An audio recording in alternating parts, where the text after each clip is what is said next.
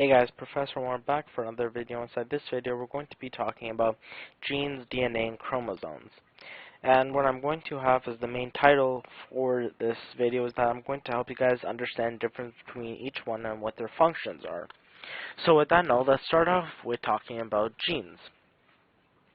Well, genes are pretty much just DNA, pretty much. It's simply just going to be packed in, and it's going to be divided into segments of the DNA. And what this segment is going to do is it's going to control the protein production. So what we're going to have is we're going to have thousands of genes. So let's just write thousands of genes. Let's move over a bit. So thousands of genes, and they're going to produce proteins. So genes equals protein production. And that's going to be the main function of the actual DNA, or not the DNA, but the genes, is that they're not really meant for anything else. They're just segments of the actual DNA, and when they're actually located in the specific places, they're going to code into a certain message, and those messages are going to code for the actual protein productions. For examples, what we could have is that we could have gene 1 code for protein 1. Protein 1, and we can have gene 2 code for insulin, for example, or gene 3 we're going to have code for collagen.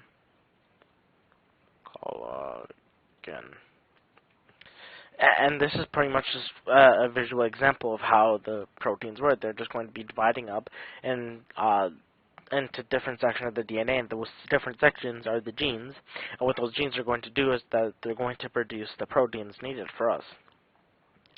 So let's talk about DNA now. Well, as we know, DNA is pretty much just genetic information. It's found in the actual nucleus, and when we know about DNA, well, we know that it's deoxygenated, so deoxygenated. And pretty much what it's going to be, it's also ribonucleic. And pretty much what ribonucleic means is it's going to be simply just RNAs with as a deoxygenated version. And we're going to have a double strand instead of a single strand. And pretty much what we're going to have inside of DNA is that there's these nitrogenous bases. And what these nitrogenous bases are, they're going to be we're going to be talking about the four main ones. So we have A, T, C, G, and these are the four main ones we're going to be talking about. And inside the double helix, what we're going to have is that when we have the ribonucleic acid, we're going to simply, as we know in RNAs, that we have different nitrogenous bases. The nitrogenous bases in the DNA is going to be A, T, C, G. And they're going to be paired up in different orders, but always in the same specific, same specific order, but in different sections. So we're always going to have adenine pair up with thymine, and cytosine pair up with guanine. And this is always how it's going to pair. Like adenine always has to pair up with thymine, and guanine has to always pair up with cytosine. If we were to make triplets of this, so let's just say we have something like AGC, for example, then this would actually become an amino acid. And when we have the amino acids, they're simply just triple pairs of nitrogenous bases, and that's simply.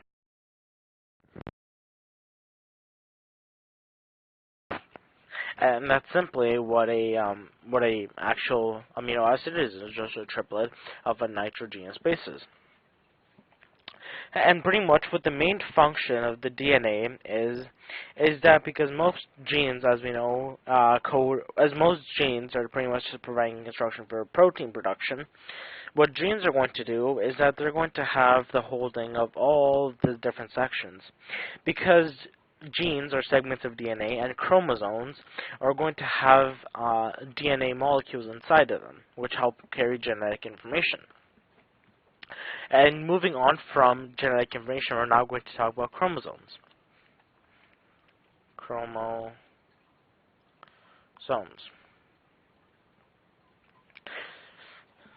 Let's just move over. And what chromosomes are pretty much are, they're simply just thread-like structures which have genetic information on all of them. And what they're going to have is they're going to have one DNA molecule inside of every chromosome. What are chromosomes? Let's just talk about that firstly. Well, pretty much chromosomes are pretty much just holding genetic information from the parents. So what we're going to have in a human is that we're going to have 46 individual chromosomes. 46 individual. And we're going to have 23 pairs.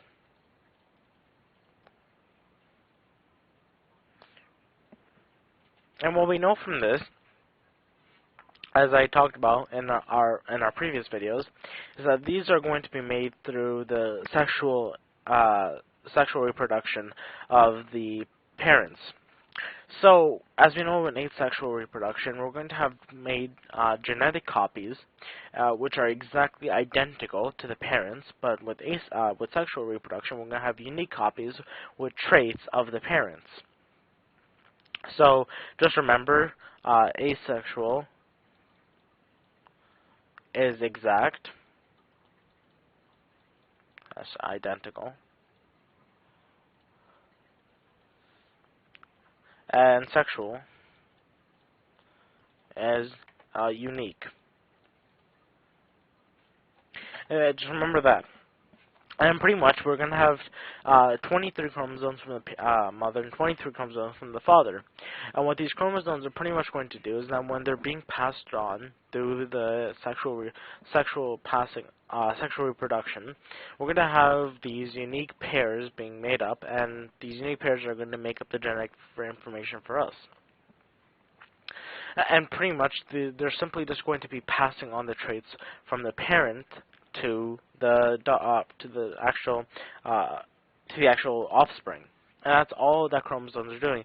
It's just simply passing on of information from the parent to the offspring, and that's all it is. But the main actual point for chromosomes outside of passing on the information is that it's able to allow DNA to be accurately replicated, because as we know, DNA has to create copies of itself, and when it creates copies for itself, chromosomes actually allow the process to be fully completed, and it allows the DNA to be replicated properly. And this and with that known, I hope you guys understood the difference between chromosomes, genes, and DNA. And with that note, Professor, we're out.